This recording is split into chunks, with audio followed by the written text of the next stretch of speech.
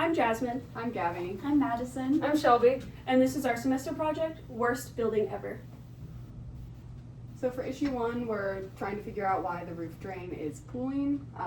So we've come to the solution that replacing that existing 4-inch pipe with a 6-inch is going to be our best solution. The reason why that is calculating the GPM. 4-inch is not large enough at an 1/8-inch slope, so we need to move up to a 6-inch. Some other issues we discovered are daylighting onto the parking lot can cause erosion and icing. So for our solution plan, we would be replacing that 4-inch PVC with a 6-inch cast iron. This would be the most cost-effective choice for the building. With the return being a plenum and not a ducted return, we should be using cast iron. Cast iron in a return plenum is non-combustible and meets fire safety codes on non-toxic materials and air handling spaces. Our next solution would be to increase the number of drainage lines. This should only be used if the mechanical chase cannot support a 6-inch pipe. To make adding drainage lines work for this issue, we would be adding 2 more 4-inch drainage lines, which cost-wise is going to be a lot more. So for issue 2, which is the domestic water pressure and failure flow, found out that the existing pipes are sized too small, which would explain why the water pressure can't get to 2 places at once. And they also have uninsulated copper piping, which would allow for the moisture and condensation to collect on the pipes, which would explain why the ceiling tiles are becoming wet. So for some of the calculations I did pressure loss, and I found out that we were losing 5.1 psi, and the fixture loss is 12.1.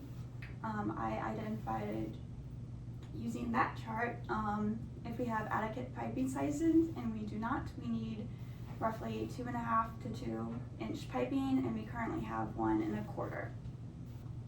So a couple solutions for this that we came up with are a more cost-effective upfront being to just insulate the piping. That would help prevent those leaks, in turn solving the issue of the damp ceiling tiles and pressure loss. Option number 2 is going to cost more upfront but be better in the long run, and that is to increase that piping size and redo the piping. This would be more effective in terms of future repair and maintenance costs, as well as that pressure loss. So for Route 3 and the HVAC problems of the lobby being either too hot or too cold, some of the reasons that this is happening is that there was probably a load miscalculation or an underestimate of the solar gain within that area, saying that the peak sun is at 3 p.m. in August. You're going to get a lot through those 2 big glass walls. This could also be because of poor zoning and thermostat controls, and also the air distribution and the diffuser layout within the space can also be causing issues. This is kind of how I figured out what all was wrong. And so you can see that you're pushing 3,200 CFMs, and what they are getting is about 3,100, which you would think is probably enough within that space, but because of the 2 large glass walls, it's just not functioning well.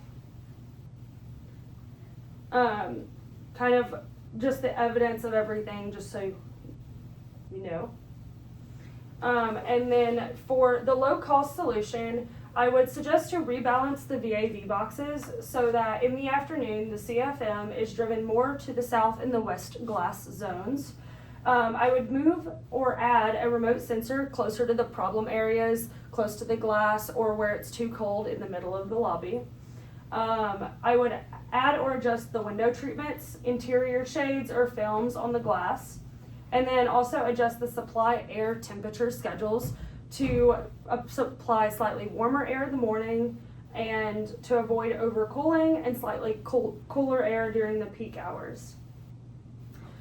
The more expensive way to do this, but probably the best way, is going to be to create completely separate zones within the lobby, a perimeter zone serving the glass strips, and then an interior zone where people actually stand. This could mean adding a complete VAV zone or a small separate system. I would consider upgrading the glass and adding exterior shading devices on the outside of the lobby area. I would also upsize the RTU or add supplemental equipment, depending on how the load calculation ends up being. But I think that is all for the worst building ever. Thank you. Thank you.